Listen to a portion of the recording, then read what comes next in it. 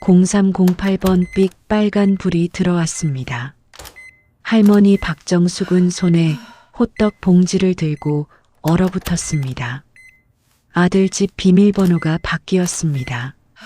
3번, 4번 다시 눌러봐도 삑 하는 차가운 기계음만 울릴 뿐이었습니다. 어머니! 다음엔 미리 연락하고 와주세요. 닫혀버린 문 앞에 홀로 서 있는 72살 어머니.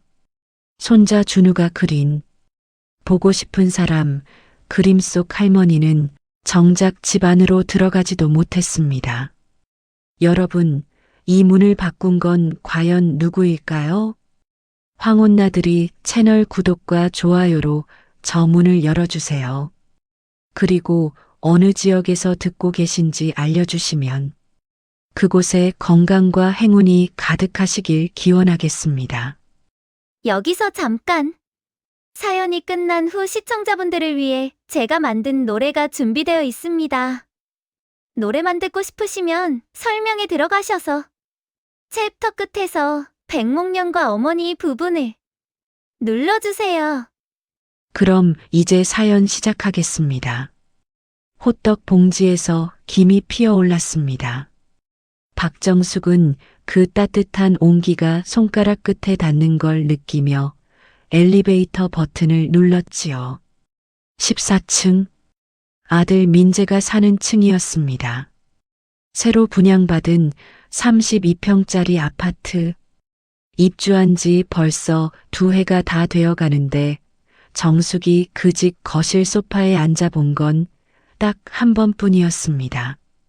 이삿날 그것도 2시간이 채 안 되어서 며느리 수연이 슬쩍 눈치를 주는 바람에 일어선 것이었지요. 그래도 오늘은 달랐습니다. 어제 손자 준우 담임 선생님한테서 연락이 왔거든요. 아이가 학교에서 그림을 그렸는데 제목이 보고 싶은 사람이었답니다. 그 그림 속에 할머니가 있었다고 선생님이 넌지시 전화를 해주셨지요. 정숙은 그 말을 듣고 밤새 잠을 못 잤습니다. 눈을 감으면 9살짜리 손자의 작은 손이 그린 할머니 얼굴이 자꾸 떠올라서 새벽 5시에 일어나 미역국을 끓이고 준우가 좋아하는 호떡을 사서 지하철을 2번 갈아탔습니다. 서울 외곽에서 마포까지 편도 1시간 남짓 걸리는 길이었는데 말입니다. 그게 대수겠냐 싶었습니다. 그 아이 얼굴 한번 볼 수 있다면. 엘리베이터 문이 열렸습니다. 14층 복도에는 11월 초의 칼바람이 가득했습니다. 어디선가 굴러온 낙엽 하나가 복도 끝에서 빙글빙글 돌고 있었지요. 정숙은 천천히 1401호 앞에 섰습니다. 익숙한 동작으로 번호키 앞에 손을 뻗었습니다. 308. 준우 생일이었습니다. 아들이 이사 오던 날 직접 알려줬던 번호였지요. 삑 하는 소리와 함께 빨간 불이 들어왔습니다. 손이 멈췄습니다. 그 자리에서 정숙은 고개를 갸웃하며 다시 천천히 눌렀습니다. 0, 3, 0, 8. 삑 빨간 불. 또 순간 가슴이 뭔가에 걸린 것처럼 묵직해졌습니다. 혹시 잘못 기억하는 건 아닐까 싶어서 0, 9, 0, 3도 눌러봤습니다. 수연이 생일이었습니다. 역시나 빨간 불. 1, 2, 3, 1도 눌러봤지요. 크리스마스 이브 민재하고 수연이가 결혼기념일로 삼는 날이었습니다. 삑삑삑. 3번의 거부 신호가 복도에 쨍하게 울렸습니다. 정숙은 그 자리에서 꼼짝도 못했습니다. 손에 든 호떡 봉지만 바람에 살랑살랑 흔들렸는데 기계가 잠긴 건지 아니면 설마가 사람 잡는다는 말이 있지 않겠습니까? 초인종을 눌렀습니다. 1번, 2번. 안쪽에서 발소리가 들렸습니다. 잠깐의 침묵. 그러고는 문이 열렸는데 열린 건 문이 아니라 딱 그만큼의 틈이었습니다. 체인이 걸린 채로 10cm쯤. 어머니, 민재의 목소리였습니다. 차갑지는 않았습니다. 그냥 무감했다고나 할까요? 회사에서 업무 보고를 받을 때 쓰는 그 목소리. 아, 민재야. 엄마다. 준우 호떡 사왔는데 연락을 하셨어야죠. 말끝이 낮게 깔렸습니다. 연락? 아니, 엄마가 아들 집에 오는데 무슨 연락을. 저희 지금 주말 루틴 중이에요. 준우도 과외 있고. 어머니, 다음에 꼭 미리 연락 주세요. 쾅! 문이 닫혔습니다. 체인 소리가 딸깍 울렸지요. 정숙은 그 닫힌 문을 한동안 바라봤습니다.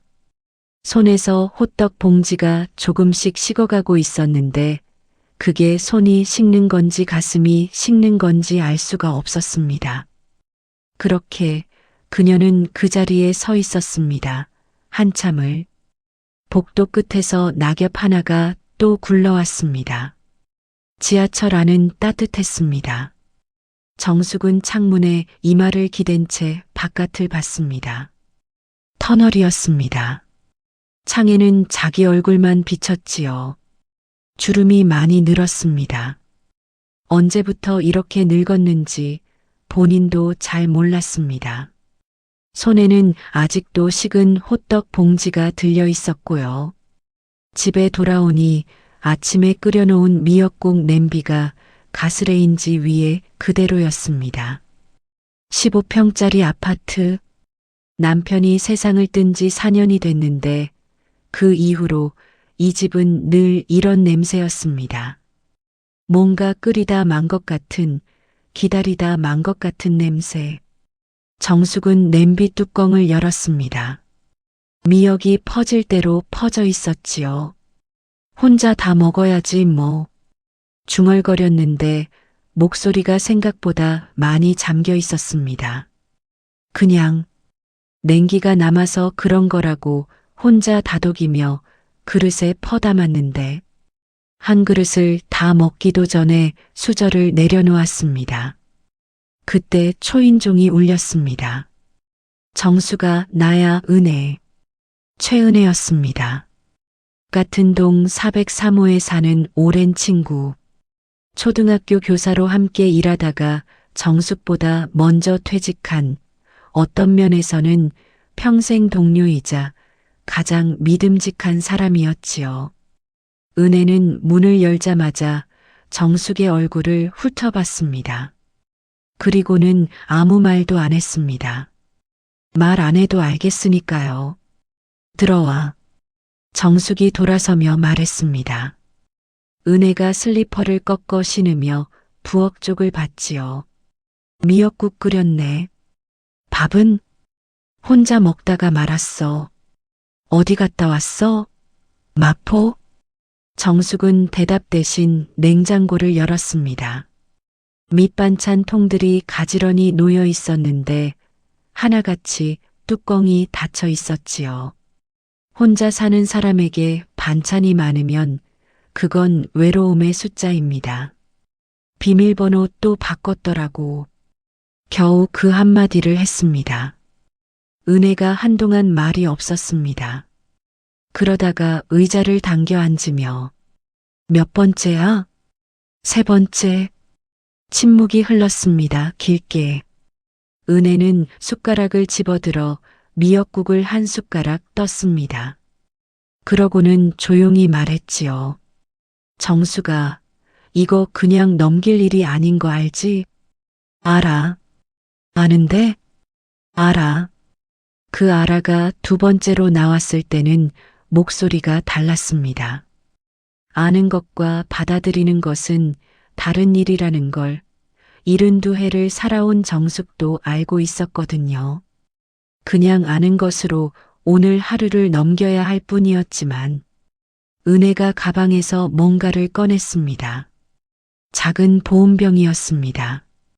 유자차 담아왔어. 마셔. 왜 이런 걸 들고 다녀? 내가 이런 날 꼭 뭔가 따뜻한 게 필요한 사람인 거 내가 더 잘 알잖아. 정숙은 받아서 한 모금 마셨습니다. 따뜻한 게 목구멍을 타고 내려갔지요. 울컥하는 걸 삼켰습니다. 겨우. 준우가 학교에서 그림을 그렸대. 보고 싶은 사람이라고. 그래서 그 안에 내가 있었다고 담임 선생님이 전화해 주셨어. 은혜가 잠시 눈을 내리깔았습니다. 그 아이가 할머니를 그렸는데 정작 그 할머니는 문도 못 들어갔구나. 기가 막힌 노릇이었습니다. 정말로. 정숙은 창밖을 봤습니다. 15평짜리 창으로 보이는 하늘은 좁고 회색이었습니다. 11월의 하늘이란 참 이렇게 무심한 것이어서 수연이한테 한번 말해볼까? 따로. 은혜가 조심스럽게 꺼냈습니다. 정숙이 고개를 저었습니다. 그 애가 더 독해. 민재보다. 그래도 은혜야. 정숙이 유자차 잔을 내려놓으며 돌아봤습니다. 눈가에 주름이 깊게 패여 있었고 그 주름 속에 뭔가가 고여 있는 것도 같았습니다. 울음인지 오기인지 아니면 그 둘 다인지. 나 30년 동안 남의 아이들 가르쳤어. 내 아이한테는 뭘 가르쳤는지 모르겠다. 그 한마디를 끝으로 입을 닫았습니다. 은혜는 아무 말도 하지 않았습니다. 그저 조용히 유자차를 한 모금 마셨지요. 두 여자 사이로 바람 소리만 창문을 흔들었고 그렇게 오후가 저물어 갔습니다. 그런데 한 가지. 정숙이 지하철을 타고 오는 동안 무심코 핸드폰을 켰을 때였습니다. 스팸 문자 사이에 섞인 알 수 없는 번호 하나가 눈에 걸렸거든요. 발신자도 없고 문자 내용도 단 한 줄이었습니다. 할머니, 보고 싶어요. 정숙은 그게 뭔지 몰라서 그냥 넘겼습니다. 보이스피싱인가 싶기도 했고, 그런데 그 번호, 어쩐지 낯이 익었습니다. 어디서 봤는지는 기억나지 않았지만, 자식 집 문 앞에서 쫓겨난 부모, 여러분 주변에도 이런 분 계신가요? 댓글로 이야기 나눠주세요. 다음 날 아침이었습니다. 정숙은 거실 소파에 앉아 핸드폰을 들여다봤습니다. 은혜가 며칠 전부터 가르쳐 준 거였는데 인스타그램이라고 하는 것이었지요. 처음엔 거부했습니다. 이 나이에 무슨 인스타그램이냐고. 그런데 은혜가 그랬습니다. 정수가, 수연이가 거기에 다 올려. 준우 사진도, 민재 사진도. 그 말 한마디에 금방 배웠지요. 검색창에 며느리 수연이의 아이디를 쳤습니다. 깔끔하고 예쁜 아이디였습니다. 팔로워가 12,000명이었고요. 피드를 내려봤습니다. 바로 어제였습니다. 정숙이 14층 복도에서 빨간 불을 바라보고 있던 그 시간, 수연이가 사진을 올렸습니다. 준우와 함께 찍은 브런치 사진. 햇살 좋은 창가, 예쁜 접시, 깨끗한 테이블. 캡션은 이랬습니다. 경계 있는 삶. 정숙은 그 단어를 오래 들여다봤습니다. 경계. 경계란 게 뭔지 정숙도 압니다. 30년간 교실에서 아이들을 가르치면서 경계의 중요성을 누구보다 잘 알았지요. 그런데 그 경계가 자식이 어미를 막는 데 쓰이는 그건 또 다른 이야기 아니겠습니까? 손이 떨렸습니다. 핸드폰을 소파에 엎어놓고 창밖을 봤습니다. 오늘도 회색 하늘이었지요. 점심 무렵 정숙은 마음을 다잡고 민재에게 전화를 걸었습니다. 신호가 3번 가더니 연결이 됐습니다. 여보세요. 민재의 목소리. 역시 무감한 그 목소리. 민재야. 엄마다. 네, 알아요. 무슨 일이에요? 아들이 어머니한테 하는 말치고는 참으로 건조한 말이었습니다. 어제 갔다가 비밀번호가 바뀌어서 못 들어갔다. 알고 있지? 알아요. 알면서 왜 말을 안 해줬어? 어머니, 저희가 저번에도 말씀드렸잖아요. 방문 전에 연락 주시라고. 연락을 했어야 들어가게 해줄 거야? 그게 무슨 소리야? 아니, 엄마가 아들 집에 오는데. 어머니, 민재의 목소리가 조금 낮아졌습니다. 저도 힘들어요.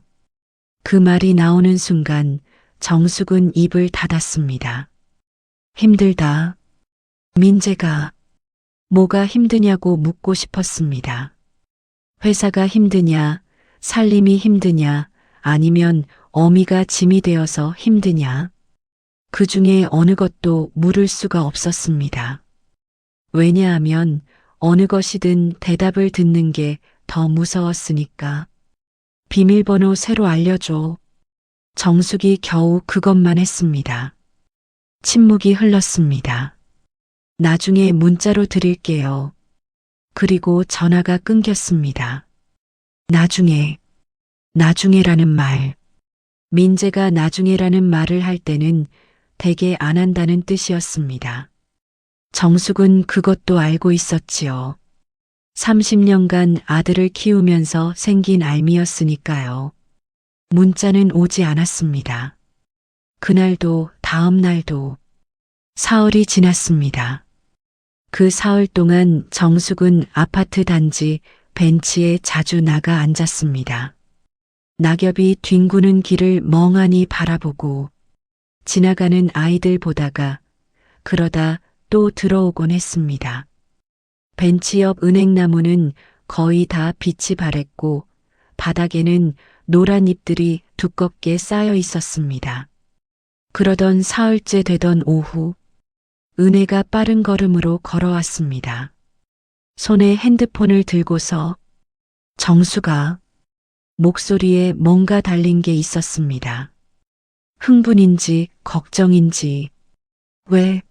무슨 일이야? 이거 봐봐. 은혜가 핸드폰 화면을 내밀었습니다. 수연이 인스타그램이었습니다. 오늘 올라온 게시물. 역시 예쁜 사진이었는데 이번엔 준우가 없었습니다. 민재 혼자 소파에 앉아 웃고 있는 사진이었는데 표정이 어쩐지 웃는 게 아닌 것 같은 그런 표정이었습니다. 캡션을 봤습니다. 내 가족을 지키는 건 나야. 외부의 어떤 에너지도 우리 집 안으로 들어오지 못해. 해시태그 경계, 가족보호, 클린라이프, 외부의 에너지. 정숙은 그 단어를 읽고 나서 핸드폰을 돌려줬습니다. 아무 말도 하지 않았습니다. 할 말이 없었던 게 아니라 너무 많아서 어디서부터 시작해야 할지 몰랐던 것이었지요. 그게 과연 옳은 일이었을까? 어미를 외부의 에너지라고 부르는 게. 은혜가 조심스럽게 입을 뗐습니다. 정수가 그런데 말이야. 나오다가 경비실 최 씨한테 들은 얘긴데. 뭔데? 민재 그 아파트에서 지난달에 112 신고가 있었대. 정숙의 눈이 좁아졌습니다. 뭐라고? 층간소음 신고인 줄 알았더니 알고 보니 가정. 말이 거기서 끊겼습니다. 은혜가 주변을 한번 둘러보더니 목소리를 낮췄지요. 가정불화 신고였대. 정확한 건 모르고 그냥 그렇다고. 정숙은 벤치 등받이에 등을 기댔습니다. 하늘을 올려다봤습니다. 은행나무 가지가 흔들렸습니다. 잎들이 우수수 떨어졌지요. 가정불화. 민재가 전화해서 했던 말이 다시 떠올랐습니다. 저도 힘들어요. 그때 그 말의 무게가 지금 다시 들어보니 처음과는 조금 달랐습니다. 아주 미세하게. 누가 알았으랴. 비밀번호 하나가 이렇게 많은 것을 가리고 있을 줄. 가족을 지킨다는 이름으로 어머니를 막는 며느리. 여러분은 어떻게 보시나요? 경계란 서로를 지키는 것이어야지 한쪽만 가두는 것이어서는 안 됩니다. 그 주 금요일 저녁이었습니다. 정숙은 부엌 식탁에 앉아 편지를 쓰고 있었지요. 손편지였습니다. 요즘 세상에 손편지라니 싶겠지만 정숙에게는 그게 가장 자연스러운 방식이었습니다. 30년간 아이들에게 알림장을 쓰고 학부모에게 편지를 쓰고 그렇게 살아온 사람이니까요. 받는 사람은 준우였습니다. 준우야 할머니다. 잘 지내고 있니? 거기까지 쓰고 멈췄습니다. 볼펜 끝이 종이 위에서 맴돌았지요. 다음 문장이 나오지 않았습니다. 잘 지내고 있냐고 물으면 준우가 잘 지내고 있지 않을 것 같아서, 아니, 잘 지내고 있다고 해도 그 대답을 들을 방법이 없어서 편지를 붙일 주소가 없는 것도 아니었습니다. 그런데 민재 집으로 편지를 보내면 과연 준우 손에 닿을까요? 수연이가 먼저 뜯어볼 게 뻔했습니다.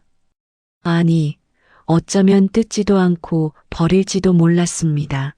외부의 에너지라는 말을 서슴없이 쓰는 사람이었으니. 정숙은 편지지를 반으로 접어 서랍에 넣었습니다. 나중에 마저 쓰자 싶어서. 나중에. 아까 민재도 나중에라고 했는데 어미도 결국 아들을 닮아 나중에를 쓰고 마는 건지도 몰랐습니다. 그때 핸드폰이 울렸습니다. 모르는 번호였습니다. 지난번 그 번호 할머니 보고 싶어요. 라고 문자가 왔던 그 번호는 아니었습니다. 새로운 번호였는데 받을까 말까 잠깐 망설이다가 받았지요. 여보세요? 할머니. 정숙의 손이 굳어버렸습니다. 그 자리에서. 준우냐? 응나야 할머니. 준우. 목소리가 작았습니다. 속삭이는 것 같기도 했습니다. 어딘가에 숨어서 전화를 거는 느낌이었지요. 준우야, 어디야? 왜 이런 번호로 전화해? 엄마 친구 폰 빌렸어. 엄마한테는 비밀이야. 할머니, 나 할머니 보고 싶어. 그 한마디에 정숙은 말문이 막혔습니다. 9살짜리가 몰래 친구 핸드폰을 빌려서 할머니한테 전화를 건 것이었습니다. 가슴이 뭔가로 꽉 차는 느낌이 들었는데 그게 기쁨인지 슬픔인지 분간이 안 됐습니다. 할머니도 보고 싶어, 준우야. 엄청 보고 싶었어. 할머니, 지난번에 우리 집에 왔었어? 엄마가 할머니 왔다가 갔다고 했어. 그래, 왔었어. 왜 안 들어왔어? 정숙은 잠깐 눈을 감았습니다. 엄마랑 아빠가 바빠 보여서. 거짓말이었습니다. 9살한테 사실을 다 말할 수는 없었으니까요. 할머니, 나 할머니 호떡 먹고 싶어. 그래. 할머니가 다음에 꼭 만들어줄게. 다음에 언제야?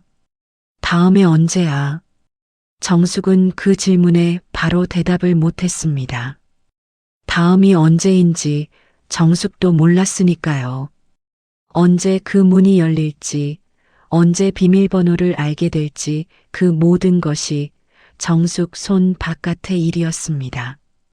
고지야, 할머니가 꼭 갈게.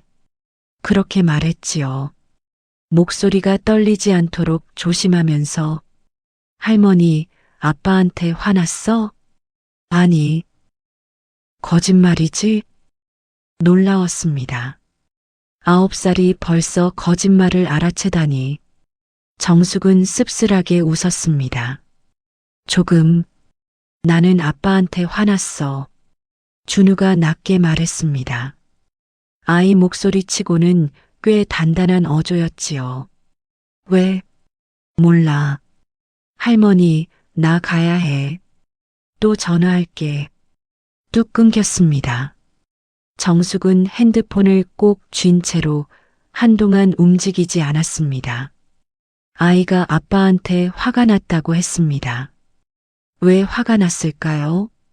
9살이 아버지에게 화가 난 데는 뭔가 이유가 있을 터였는데, 다음 날 정숙은 은혜를 찾아갔습니다. 준우 전화 이야기를 했지요. 은혜는 조용히 듣다가 찻잔을 내려놓으며 물었습니다. 그 아이 많이 눈치채고 있는 거 아닐까? 뭘? 집안에서 무슨 일이 있는지.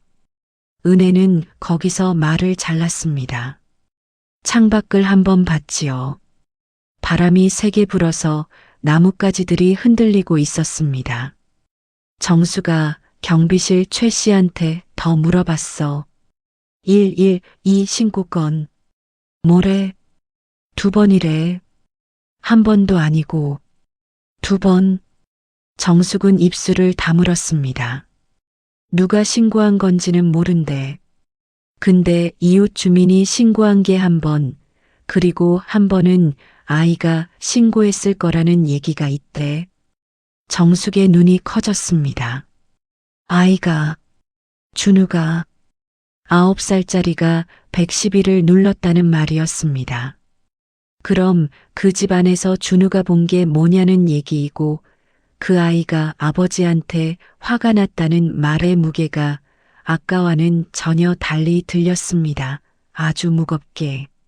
세상에 이런 일이.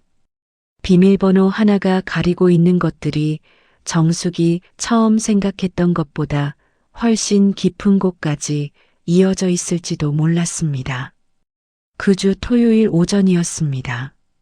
정숙은 오랜만에 외출 채비를 단단히 했지요. 목도리를 2겹으로 두르고 검정 코트를 꺼내 걸쳤습니다. 거울을 봤습니다. 허리가 많이 굽었구나 싶었는데 곧 거울에서 눈을 걷었습니다. 허리는 나중에 생각하기로 하고요. 오늘은 민재 아파트 단지 앞까지만 가볼 참이었습니다. 안으로 들어가겠다는 게 아니었습니다. 그냥 가까이 있고 싶었던 것이었지요. 준우가 혹시 토요일에 밖에 나올 수도 있으니까요. 아이들은 주말에 단지 안에서 놀기도 하니까. 지하철을 타고 마포로 갔습니다. 민재네 아파트 단지는 새 건물답게 반듯하고 깔끔했습니다. 경비실이 정문 옆에 있었고 단지 안으로 들어가려면 세대주 확인이 필요했지요. 정숙은 정문 앞 작은 카페 쪽 벤치에 앉았습니다. 거기서 단지 입구가 다 보였거든요. 1시간쯤 지났습니다. 바람이 거셌습니다. 목도리를 더 올려 감쌌지요. 지나가는 사람들은 다들 빠른 걸음이었습니다. 11월의 바람은 사람을 붙잡아 두지 않거든요. 그때였습니다. 단지 안쪽에서 노란 우산이 보였습니다.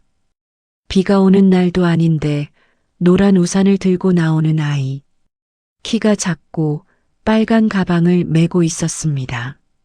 정숙은 자리에서 반쯤 일어났습니다. 그 걸음걸이가 뒤뚱뒤뚱 약간 바깥쪽으로 벌어지는 그 걸음이 준우였습니다. 정숙이 발을 뗐습니다. 준우야. 소리가 너무 컸나 싶었습니다. 지나가던 아주머니가 흙이 봤으니까요. 준우가 고개를 들었습니다. 두리번거리더니 정숙을 발견하고는 눈이 동그래졌습니다. 할머니. 작은 발이 빠르게 움직였습니다.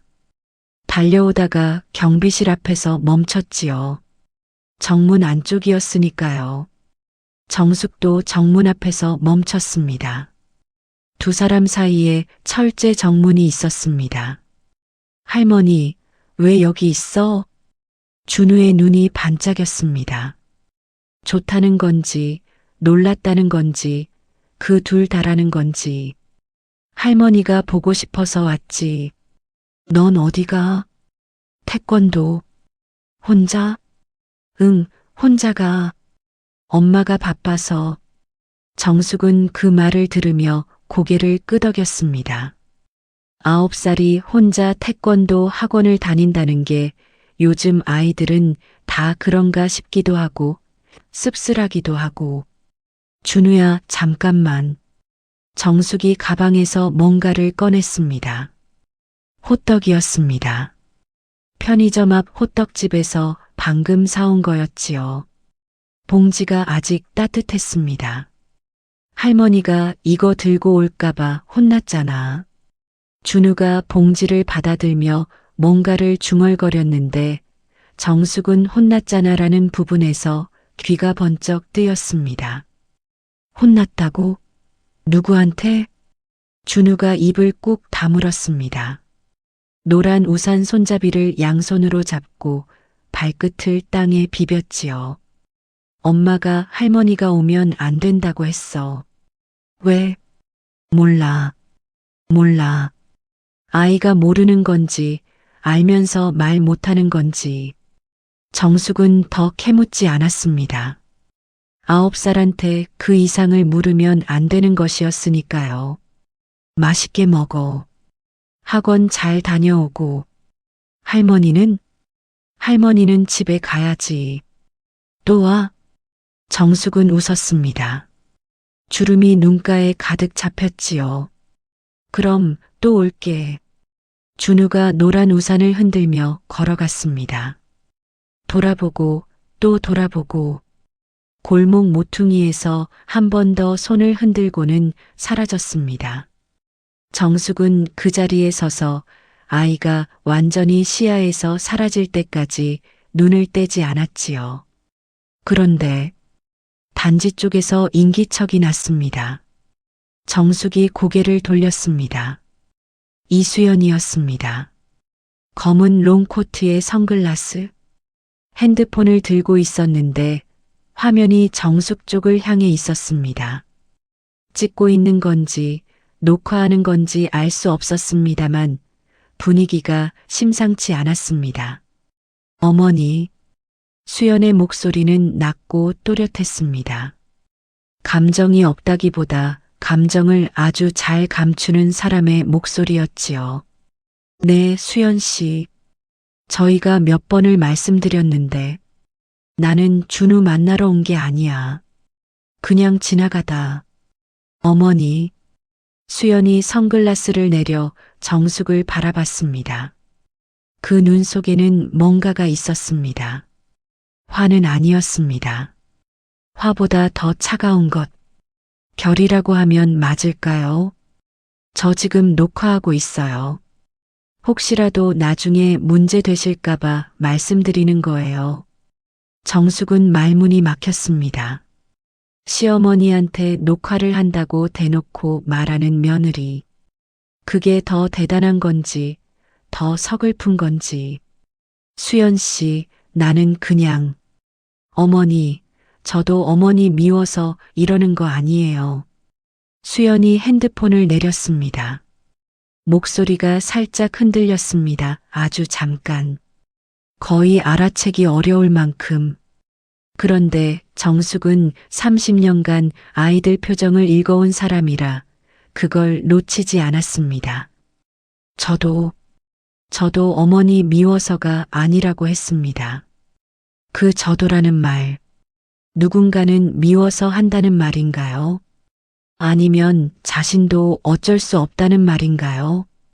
수연은 더 말하지 않았습니다. 돌아서서 단지 안으로 들어갔지요. 정숙은 그 뒷모습을 보며 한 가지를 느꼈습니다. 수연이 화가 났다거나 나쁜 사람이라거나 그런 게 아니었습니다. 저 여자도 뭔가를 버티고 있다는 느낌. 무엇을 버티는지는 알 수 없었지만 어깨가 생각보다 많이 굽어 있었습니다. 그렇게 정숙은 다시 지하철역으로 걸어갔습니다. 손에는 아무것도 없었지요. 호떡 봉지는 준우 손에 들려갔으니까요. 그게 오늘 한 일의 전부였는데 그래도 오늘은 준우 얼굴을 봤습니다. 그것만으로도 오늘은 버틸 수 있을 것 같았습니다. 그런데 집에 돌아와 핸드폰을 확인하다가 정숙은 화면에서 멈칫했습니다. 수연이의 인스타그램에 새 게시물이 올라와 있었습니다. 올린 지 불과 30분이 채 안 됐는데 이미 댓글이 수십 개였습니다. 사진은 없었고 텍스트만 있었지요. 경계를 무시하는 사람에게도 사랑을 강요당하는 세상. 지쳐요, 정말로. 해시태그 시댁 문제, 해시태그 경계 침범, 해시태그 나를 지켜야 해. 댓글들이 쏟아지고 있었습니다. 응원해요. 당신 잘못이 아니에요. 경계는 권리예요. 정숙은 그 댓글들을 읽다가 핸드폰을 내려놓았습니다. 세상이 달라진 건지 아니면 본인이 뒤처진 건지 그것도 잘 몰랐습니다. 다만 어미를 경계 침범자라고 부르는 글에 수십 명이 응원을 보내는 세상이 어쩐지 자신이 살아온 세상과는 다른 곳인 것만 같았습니다. 어쩌면 좋으련만 사랑과 경계 사이 어딘가에 우리가 아직 이름 붙이지 못한 감정이 있습니다. 여러분은 이 상황에서 어떻게 하셨을 것 같으세요? 열흘이 지났습니다. 정숙은 그 사이 민재에게 문자를 2번 보냈습니다. 비밀번호 알려달라고 그것뿐이었습니다. 답장은 오지 않았습니다. 전화를 1번 했더니 2번 신호가 가다가 끊겼지요. 받지 않은 게 아니라 끄는 것이었습니다. 은혜가 같이 밥 먹자고 몇 번 올라왔고 정숙은 그때마다 괜찮다고 했습니다. 괜찮은 척이 얼마나 에너지를 쓰는 일인지 해본 사람은 알 겁니다. 11월 중순 어느 날 오전이었습니다. 정숙은 장을 보러 갔습니다. 가까운 마트, 카트를 밀며 식품 코너를 돌다가 문득 멈췄습니다. 계란 코너 앞이었는데 가격표를 보니 한 판에 6,500원이었습니다. 작년보다 또 올랐습니다. 연금이 오르는 속도보다 계란값이 오르는 속도가 항상 빨랐지요. 노인 빈곤이니 물가니 뉴스에서는 맨날 떠들어대는데 계란 한 판 앞에서 망설이는 72살 여자에게 뉴스는 그냥 소음이었습니다. 결국 한 판 집어넣었습니다. 계산을 마치고 장바구니 2개를 들고 나서는데 입구 앞이 갑자기 어지러웠습니다. 한 발 내딛는데 땅이 흔들리는 것 같았지요. 어하는 소리를 낼 틈도 없이 무릎이 꺾였습니다. 쿵! 쓰러진 건지 주저앉은 건지 본인도 몰랐습니다. 다음으로 기억나는 건 흰 천장이었습니다. 병원이었습니다. 링거 바늘이 손등에 꽂혀 있었고 링거 백이 천천히 줄어들고 있었지요. 은혜가 옆에 앉아 있었습니다. 눈이 빨개져 있었고요. 은혜야. 정수가. 은혜가 손을 잡았습니다. 꽉. 너무 꽉 잡아서 아플 정도였는데 그 아픔이 오히려 반가웠습니다. 마트에서 쓰러졌대. 거기 직원이 119 불러줬어.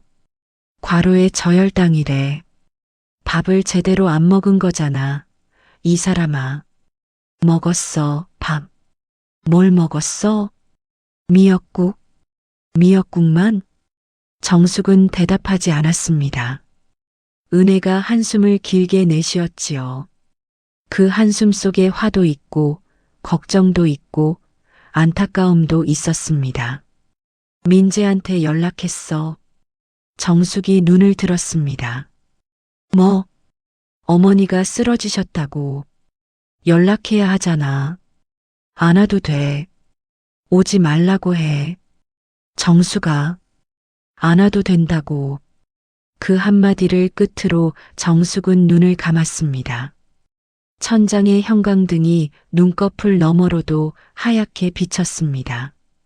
민재는 오지 않았습니다. 문자 한 통만 왔지요. 은혜가 핸드폰을 건네줬는데 문자 내용은 단 2줄이었습니다. 많이 놀라셨겠어요. 퇴원하시면 연락 주세요. 오셨겠어요.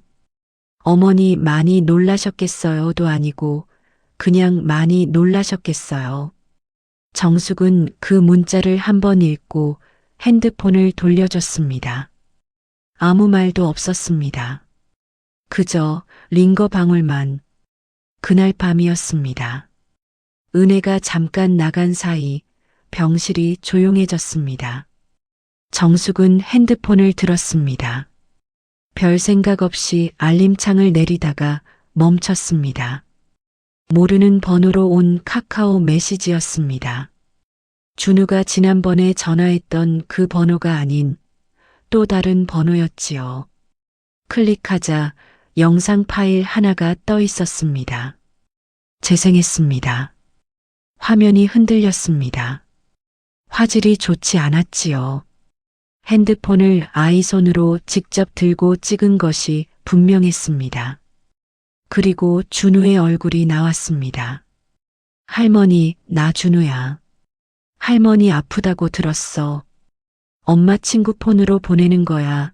비밀이야. 할머니 빨리 나아야 해. 그리고 할머니, 나 할머니한테 하고 싶은 말 있어. 근데 지금은 못해. 나중에 만나면 꼭 말할게. 할머니 사랑해. 카메라가 흔들렸습니다. 준우가 뭔가를 들으려고 멈칫하더니 서둘러 화면이 검어졌습니다. 정숙은 그 영상을 2번, 3번 봤습니다. 9살짜리 아이가 몰래 핸드폰을 빌려 할머니한테 영상을 보내왔습니다. 나중에 만나면 꼭 할 말이 있다고 했습니다. 그 말이, 그 작은 목소리가 정숙의 가슴 어딘가를 두드렸습니다. 아프게, 그리고 따뜻하게 눈물이 흘렀습니다. 닦지 않았습니다. 링거 맞은 손으로 닦기도 귀찮았고 그보다는 이 눈물을 좀 흘려도 될 것 같았습니다. 오늘 하루만큼은. 그리고 정숙은 결심했습니다. 더 이상 기다리지 않겠다고. 비밀번호를 알려주기를, 문을 열어주기를 기다리지 않겠다고. 9살 아이가 몰래 영상을 보내와야 할 만큼 이 상황이 이상해졌다면 이제는 정숙이 움직여야 할 차례였습니다. 어떻게 움직일 것인지는 아직 몰랐습니다만 그것만은 분명했지요. 여러분, 쓰러지고 나서야 보이는 것이 있습니다. 나를 일으키는 게 어디서 오는지. 퇴원은 이틀 만에 했습니다. 은혜가 택시를 불러서 집까지 데려다 줬지요. 엘리베이터를 타면서 은혜가 말했습니다. 며칠만 쉬어. 아무 생각도 하지 말고. 쉬면서 생각하면 안 돼? 안 돼. 왜? 내가 쉬면서 생각하면 꼭 무리하거든. 정숙은 웃었습니다. 40년 지기는 이런 면에서 무섭습니다. 다 알거든요. 그런데 사흘째 되던 날 정숙은 결국 은혜 집 문을 두드렸습니다. 나 부탁이 있어. 은혜가 문을 열며 표정을 찡그렸지요. 뭔데? 민재 회사 알지? 거기 근처에 가볼 거야. 왜? 아들 얼굴을 봐야 할 것 같아서. 은혜는 잠깐 정숙을 봤습니다. 반대할 것 같았는데 의외로 고개를 끄덕였습니다. 같이 갈게. 혼자 가도 돼. 알아. 근데 같이 갈게. 그렇게 두 사람은 지하철을 탔습니다. 강남이었습니다. 민재가 다니는 IT 회사는 테헤란로 근처 빌딩 11층에 있었지요. 점심시간에 맞춰서 로비에서 기다렸습니다. 12시 10분이 지났을 때 엘리베이터가 열리며 민재가 나왔습니다. 동료 2명과 함께였지요. 웃으면서 무슨 얘기를 하고 있었는데 로비를 가로질러 나오다가 정숙과 눈이 마주쳤습니다. 웃음이 사라졌습니다. 동료들한테 짧게 뭔가를 말하더니 혼자 걸어왔지요. 어머니, 왜 여기까지? 잠깐만 시간 내줘. 정숙은 물러서지 않았습니다. 병원 링거 맞고 나서 뭔가가 달라진 사람처럼 어깨가 달랐습니다.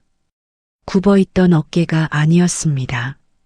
민재가 잠시 주저하다가 로비 한편 소파로 데려갔습니다. 셋이 앉았지요. 은혜가 있는 게 민재로서는 부담스러웠겠지만 그렇다고 내보낼 수도 없는 상황이었습니다. 비밀번호 얘기하러 오신 거예요? 민재가 먼저 꺼냈습니다. 방어적인 선제였지요. 아니, 그럼 정숙은 잠깐 아들을 봤습니다. 45살. 처음 학교에 보내던 날 울먹이던 7살이 이렇게 됐습니다. 야무지게 생겼고 양복이 잘 어울렸고 피곤해 보였습니다. 아주 많이. 민재야, 너 괜찮아? 민재가 눈을 깜빡였습니다. 예상한 질문이 아니었던 모양이었지요. 네. 집에서 괜찮냐고. 침묵이 왔습니다. 민재가 무릎 위에 놓인 손을 내려다봤습니다. 손가락이 잠깐 움직였다가 멈췄지요. 왜 그런 걸 물어보세요? 아들이니까. 그 말 한마디에 민재의 표정이 아주 미세하게 흔들렸습니다.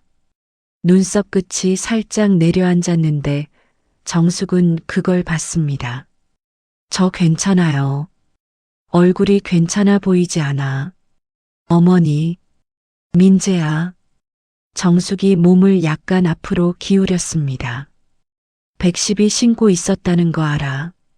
민재의 손이 멈췄습니다. 완전히. 누가 그런 얘기를. 그게 중요한 게 아니야. 준우가 신고한 거라고 들었어. 민재는 아무 말도 못했습니다. 입술이 움직이다가 다물렸지요. 그 입술이 뭔가를 말하고 싶은데 어디서부터 시작할지 모르는 사람의 입술이었습니다. 은혜가 조용히 자리에서 일어섰습니다. 나 커피 사올게. 천천히 얘기해. 2사람만 남았습니다. 로비는 점심시간 사람들로 붐볐지만 그 소파 주변만 조용했습니다. 민재야. 정숙이 낮게 불렀습니다. 민재가 고개를 들지 않았지요. 엄마한테 말 못하겠어? 긴 침묵이었습니다. 시계 소리가 들릴 만큼. 그리고 민재가 입을 열었습니다. 수연이가 많이 힘들어해요. 알아. 근데 그게 전부야? 또 침묵. 수연이가 많이 힘들어하는 게 수연이만의 이유야? 민재가 고개를 들었습니다. 눈이 빨개져 있었습니다. 45살 남자의 눈이. 정숙은 그 눈을 보고 가슴이 내려앉았는데 말은 하지 않았습니다. 기다렸지요. 저도 잘 모르겠어요, 어머니. 그 말이 나왔을 때 정숙은 알았습니다.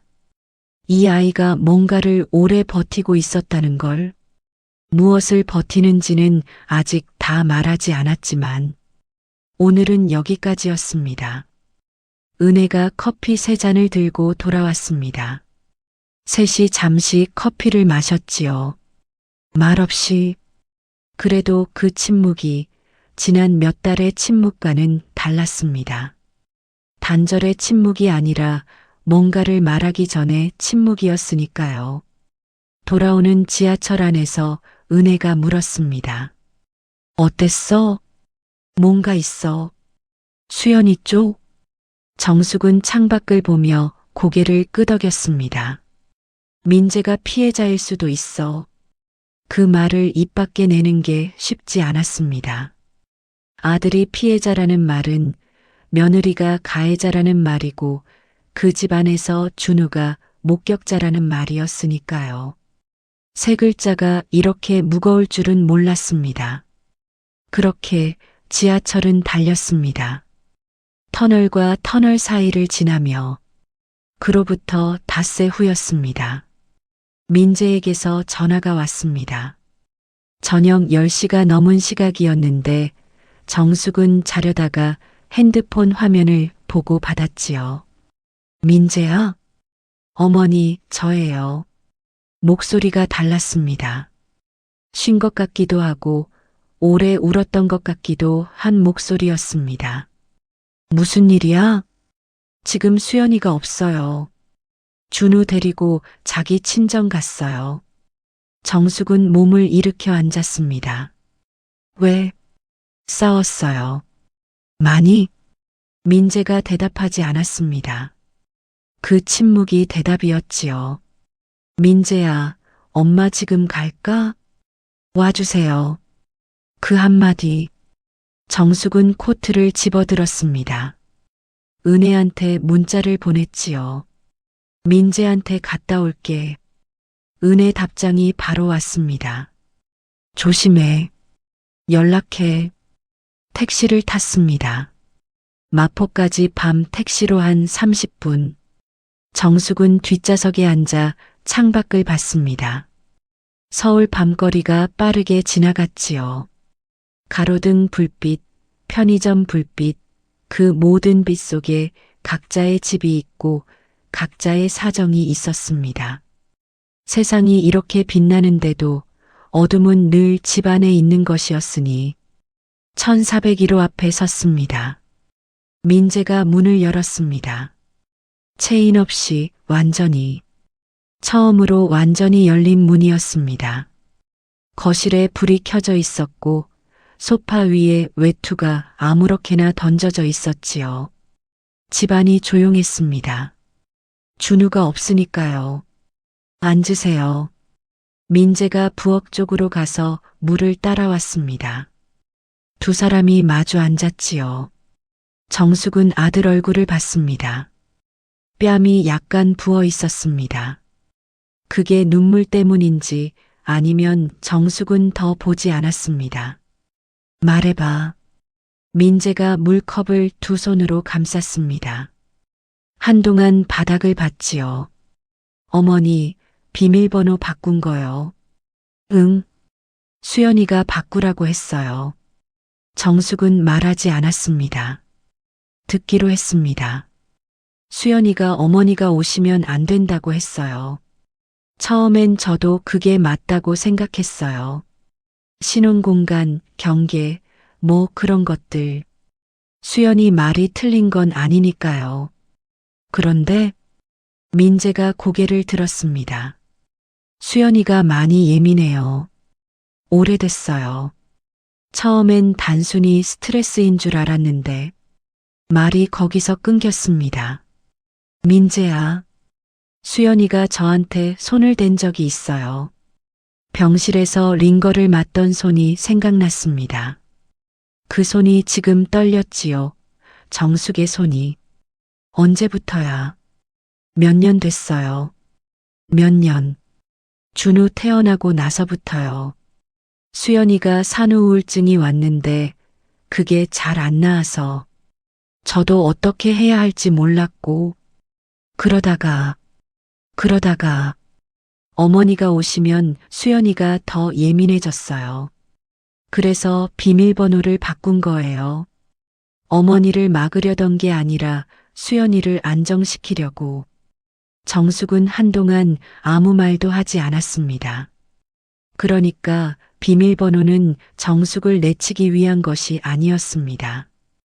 이수연이라는 여자가 무너지지 않도록 그 여자를 붙들기 위해서 민재가 선택한 방법이었습니다. 틀린 방법이었지만 그 안에 있던 마음이 뭔지는 이제 알 것 같았습니다. 준우가 112 신고한 거 알아? 민재의 표정이 일그러졌습니다. 알아요. 그날은 많이 심했어요. 그 아이가 얼마나 무서웠을까.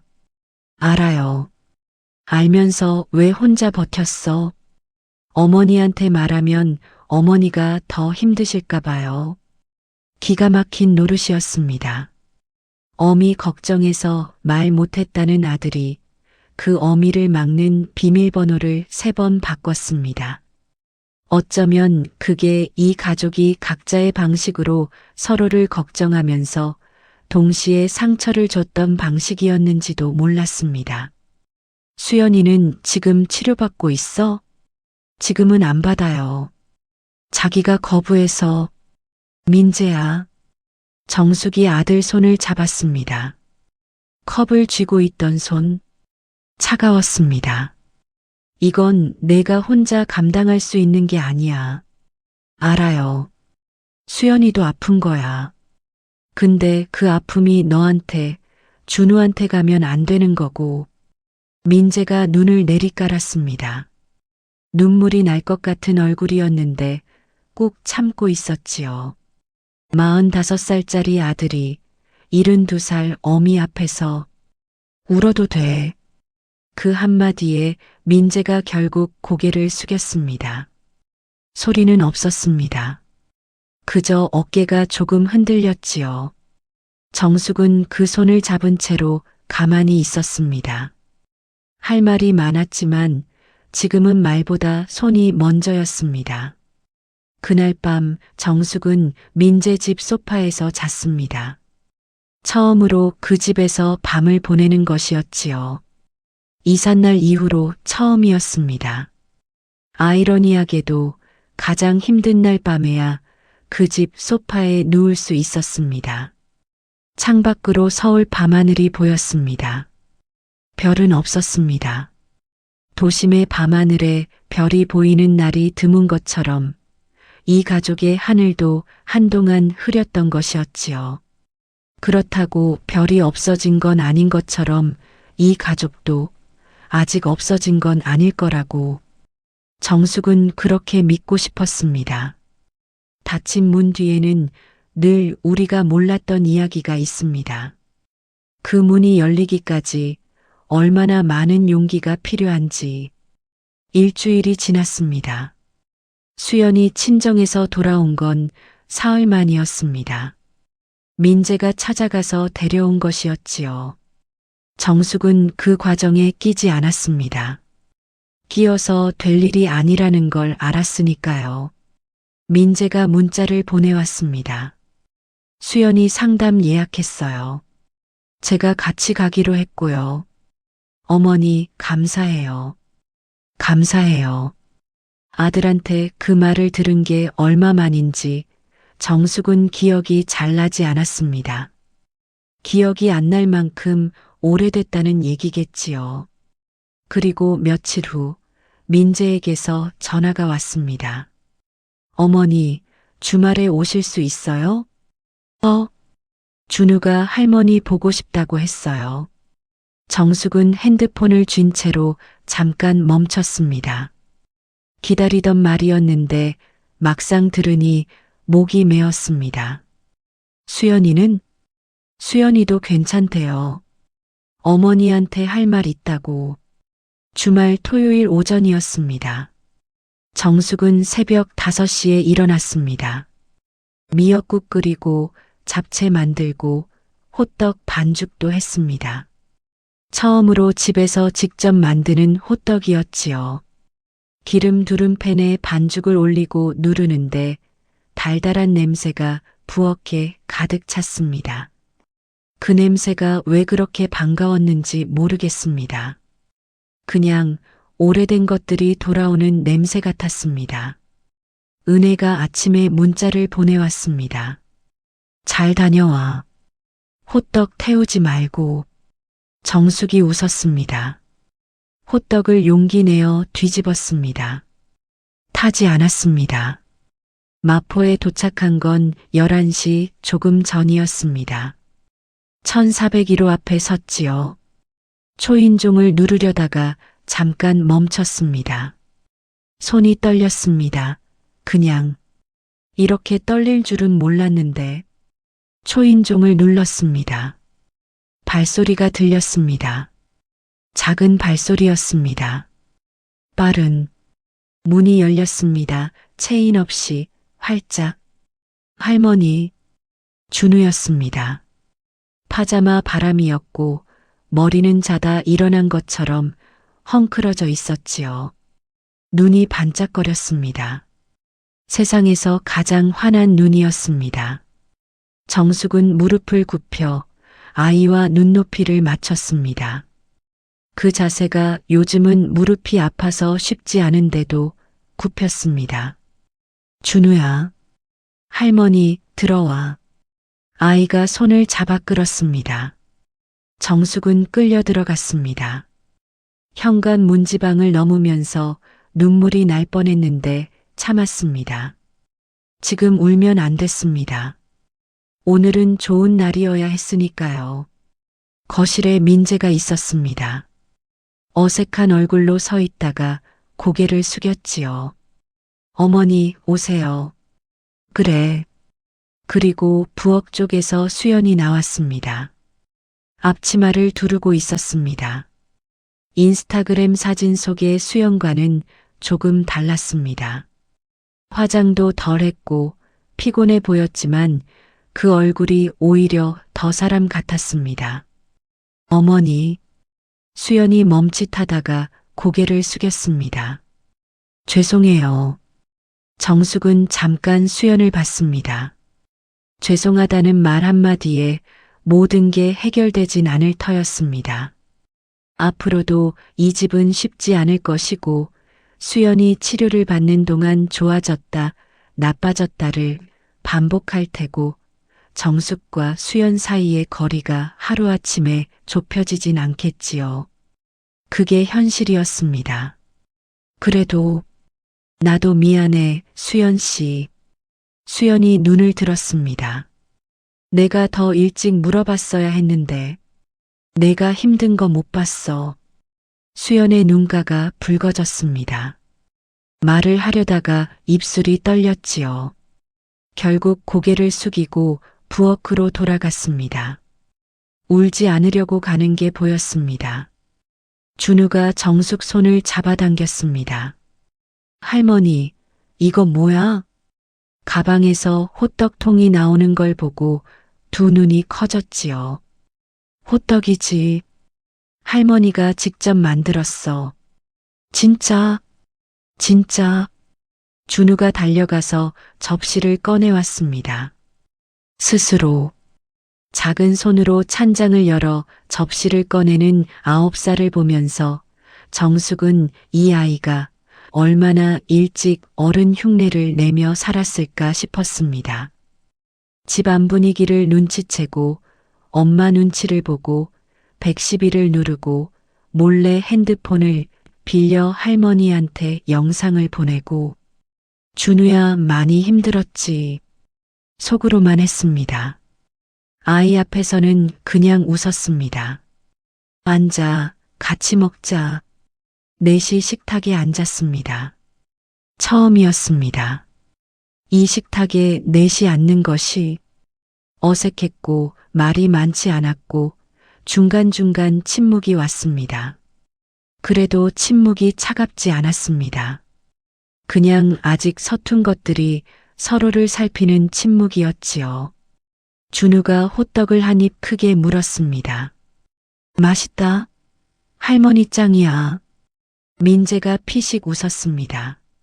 수연도 고개를 숙이며 작게 웃었지요. 정숙은 그 두 사람의 웃음을 봤습니다. 완벽하지 않았습니다. 어색하고 피곤하고 아직 많은 게 남아있는 얼굴이었지만 웃음이었습니다. 그걸로 오늘은 충분했습니다. 12월이 됐습니다. 서울에 첫눈이 내렸지요. 펑펑 쏟아지는 눈이 아니라 소리도 없이 내리다 녹아버리는 가는 눈이었습니다. 정숙은 창가에 앉아 그 눈을 봤습니다. 창문에 입김이 서렸다가 사라지고 또 서렸다가 사라지고 핸드폰이 울렸습니다. 준우였습니다. 이번엔 몰래가 아니었습니다. 민재가 준우 핸드폰을 따로 만들어준 것이었지요. 할머니랑 통화할 수 있게. 할머니, 준우야, 눈 보여? 응, 엄청 와. 할머니 집에도 와. 여기는 조금 와. 할머니, 크리스마스에 올 거야? 정숙은 웃었습니다. 갈게. 호떡도 가져와. 이 녀석, 호떡밖에 몰라. 준우가 까르르 웃는 소리가 들렸습니다. 그 소리를 들으면서 정숙은 눈을 감았습니다. 그 웃음소리가 핸드폰을 타고 귓속으로 들어와서 가슴 어딘가에 내려앉았지요. 따뜻하게. 통화가 끝나고 정숙은 한동안 핸드폰을 손에 쥔 채로 앉아 있었습니다. 생각해보면 비밀번호 하나였습니다. 그 숫자 4개가 이렇게 많은 것을 가리고 있었습니다. 아들의 고통, 며느리의 병, 손자의 두려움, 그리고 정숙 자신이 미처 들여다보지 못했던 가족의 시간들. 비밀번호는 정숙을 내쫓기 위한 게 아니었습니다.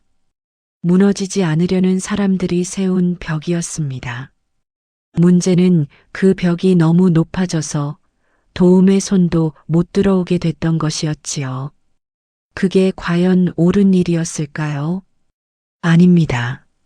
하지만 옳지 않다는 걸 알면서도 사람은 그 벽을 쌓습니다. 무서우니까요. 들키는 게, 무너지는 게, 도움을 받는 것조차. 정숙은 자리에서 일어났습니다. 부엌으로 가서 가스레인지에 주전자를 올렸습니다. 차를 끓이려고요. 오늘은 유자차 말고 생강차를 끓이기로 했습니다. 겨울엔 생강이 낫거든요. 물이 끓는 소리가 부엌에 가득 찼습니다. 아래층에서 은혜가 올라왔습니다. 노크도 없이 들어왔는데 오랜 친구니까요. 눈 오네. 응. 생강차야? 응, 같이 마셔. 은혜가 코트를 벗어 걸고 식탁에 앉았습니다. 정숙이 찻잔 2개를 꺼냈지요. 민재는 상담 잘 다닌대. 수연이도 같이. 다행이다. 다행이지. 두 여자는 뜨거운 생강차를 호호 불며 마셨습니다. 창밖에 눈은 여전히 내리고 있었고 15평짜리 거실은 좁았지만 따뜻했습니다. 은혜가 찻잔을 내려놓으며 말했습니다. 정수가, 너 이번에 잘했어. 뭘? 쓰러지고 나서도 포기 안 하고.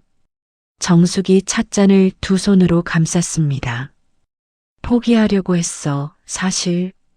알아. 근데 준우 영상 보고. 알아. 그 아이가 나한테 할 말 있다고 했거든. 나중에 만나면 꼭 말하겠다고.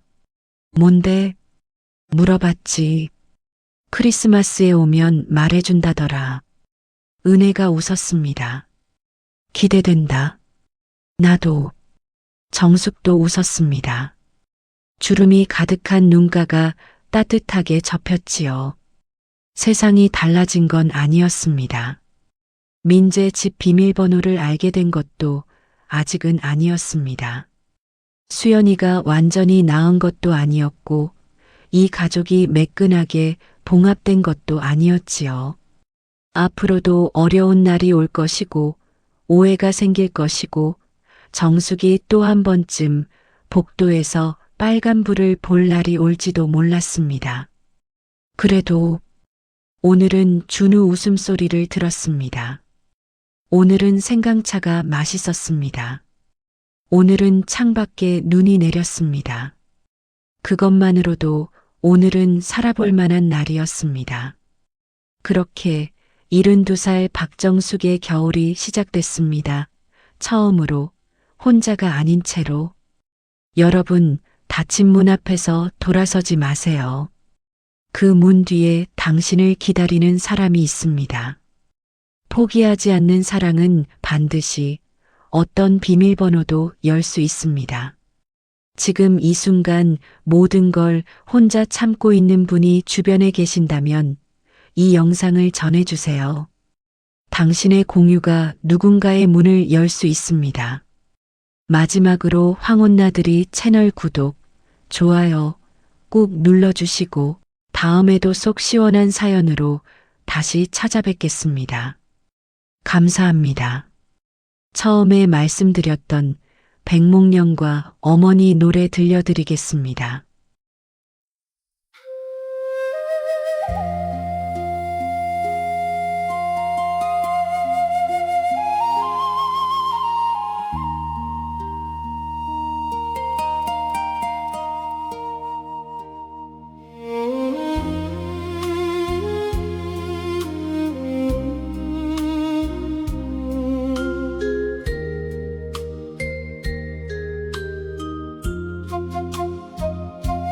작풍이 휘돌아치던 그 겨울 밤에 어머니 방앗간에서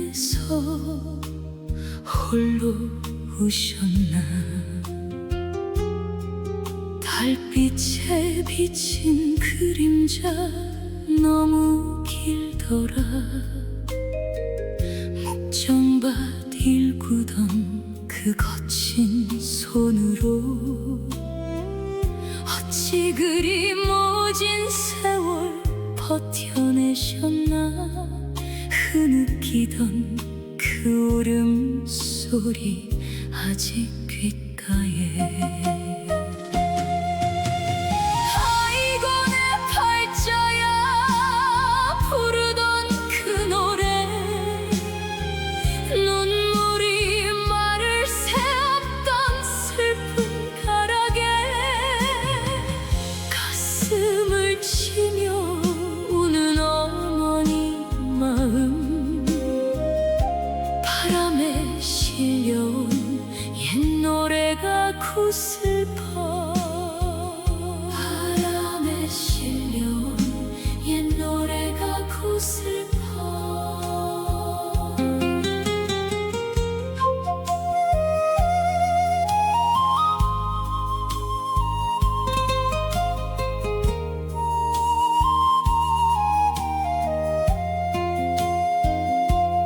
장독대 옆에 핀 하얀 백목련이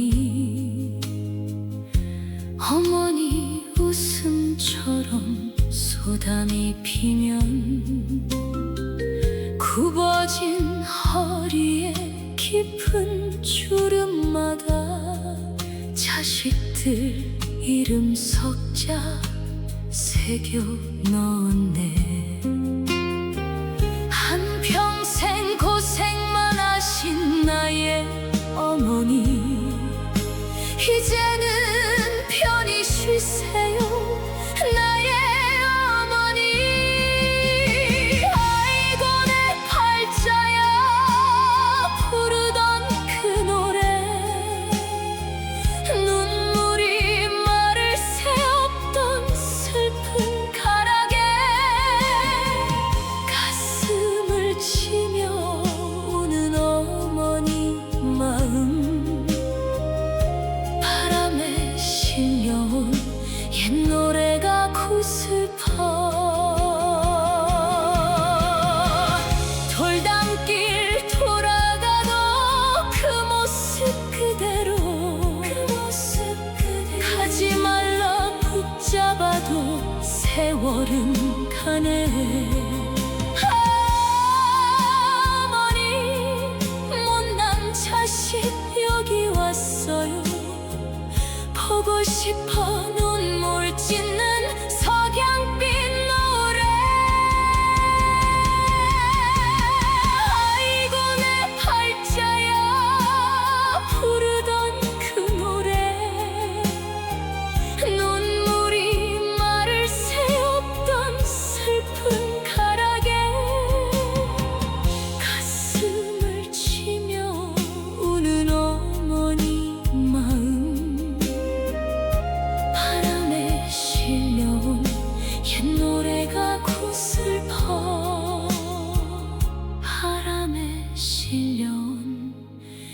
옛 노래가 구슬